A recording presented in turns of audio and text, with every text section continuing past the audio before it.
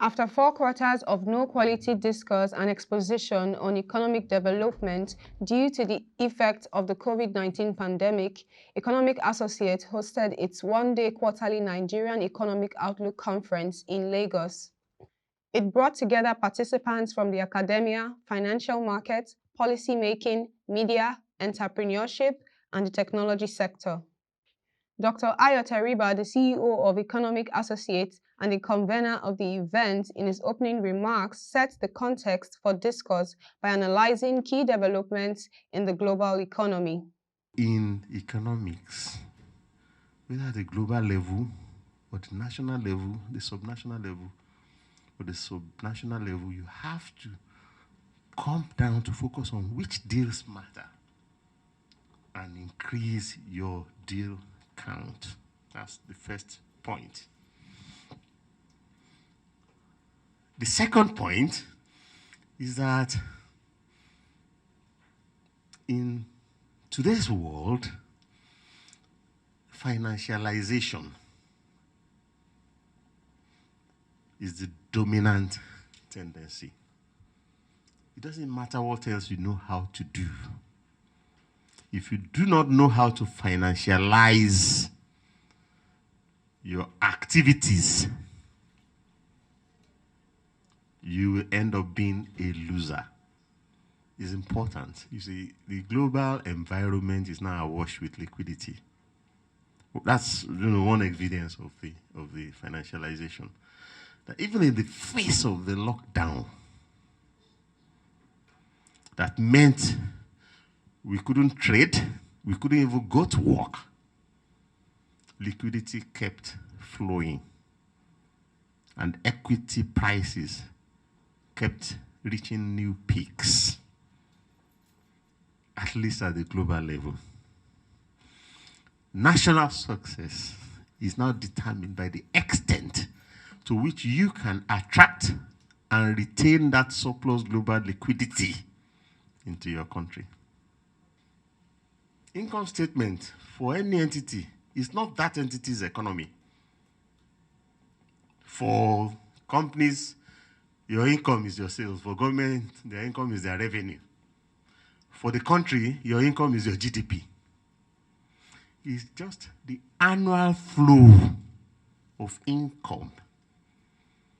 And that flow of income, the economists describe it, any income is the time rate of change of your wealth. So your economy is your wealth. Your GDP is what you earn from your wealth in 1 year. And when you now talk about GDP, and you forget that this is just the wealth DT, the way we call it in economics, change in wealth over a single time period is GDP. Government revenue is change in government wealth over a single time period, typically over a year. And company sales is change in the company's wealth over a single time period, typically 1 year.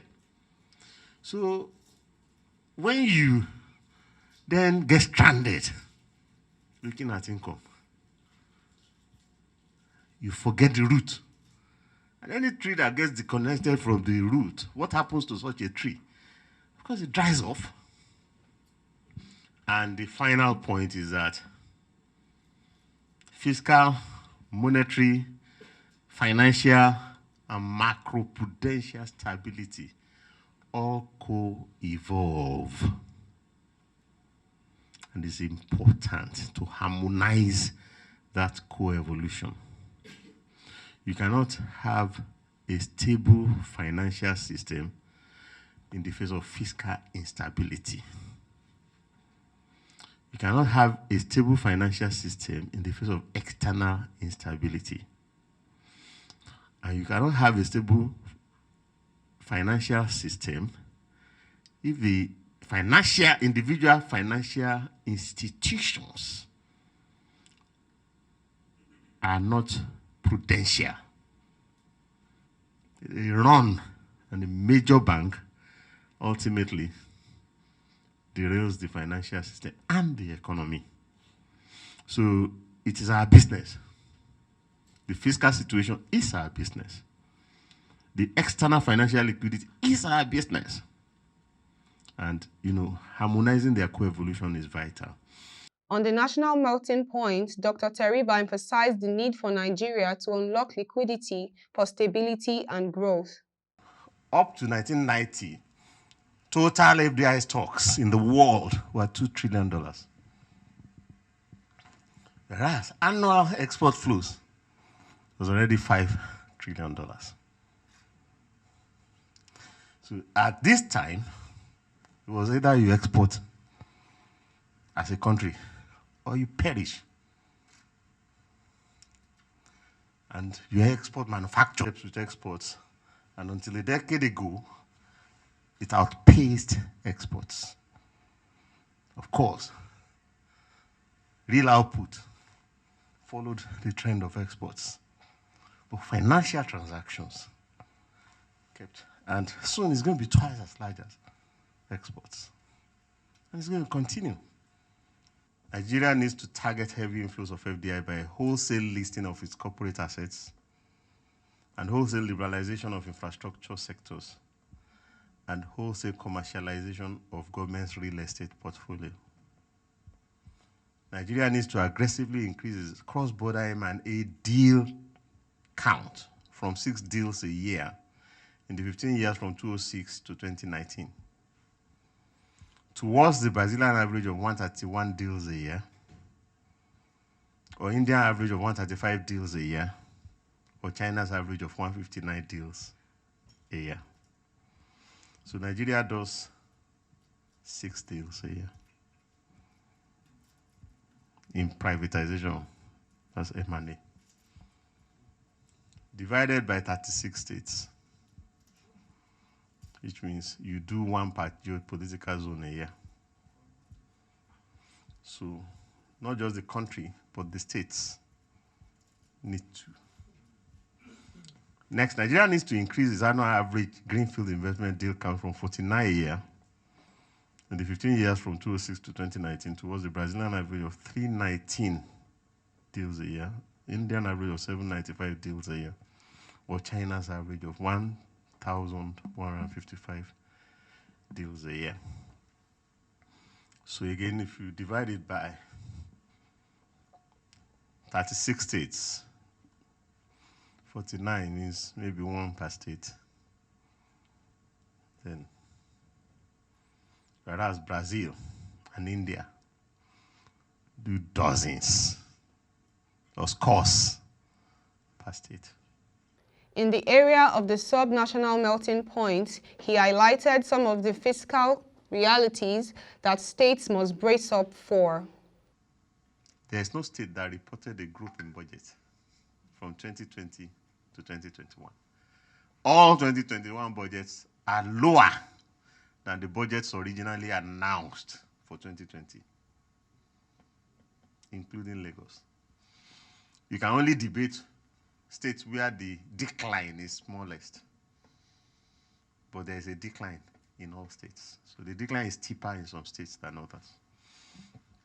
How you relate that to the economy is that, hey, before the lockdown, when all sectors can be active, in the face of the lockdown, when sectors couldn't open, notably schools, hotels, might have been locked for at least 6 months. You remember, government needed to spend more, but our governments cut budgets. They couldn't spend more. Both central allocation were depressed by the low oil price and internally generated revenue. When people don't work, where are you going to get internally? Okay? So some drop in both central allocations and internally generated revenue. And of course, value-added tax. The economy is in recession, so not as much value is being added. So value-added tax itself will drop. So ironically, just when states need to bring more resources to subsidize income, whether personal income or corporate income, like America and many other countries are doing, states have less budget in nominal terms to announce. Then between 2020 and 2021, the exchange rate moved from 360 to 500. So that means that even if you had the 2020 budget and it didn't decrease, 1/3 of it has been wiped off in real terms by exchange rate or by 20% inflation. Okay? So for you to be at the same point that you were before the pandemic, your budget should have increased by 20 to 33%. But no, some budgets decreased by 33%. So you are 2/3 of where you were if it's just decreased by 33%. You know, if it's the same, you are 2/3 when you convert to dollars. But if it dropped below 2020, you are maybe doing half of the resources that you actually had been used to prior to the pandemic. It's a crisis. For sectorial melting points, he admitted that technology has disrupted the global economic circles and shared the realities in e-commerce and other segments of the industry. E-commerce, both B2B and B2C, is now 26 trillion, or 30% of world GDP. That's good. Although 58% of that happened in only 3 countries.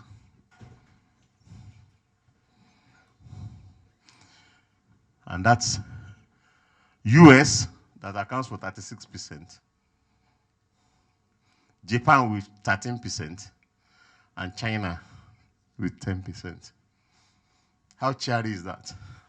Or how depressing is that? 3 countries account for 60% of global e-commerce. So the rest of us are actually glorified spectators. So you need multi-stakeholder cooperation to ensure speedy, multi-level adoption of e-governance. That's local government, city, federal government. And you need multi-stakeholder cooperation to improve shoppers' digital quality of life, to boost B2C e-commerce. Threats. If e-commerce adoption continues to be slowed down by slow techno-political and techno-social adoption, if e-commerce companies remain preoccupied with their shareholders rather than engage other stakeholders, if e-commerce database to the census remains scant and difficult to track or relate to the rest of the economy. So what is true of adoption in the most common digital commerce space is true of adoption in biotechnology space, in physical technology space, and in environmental technology space.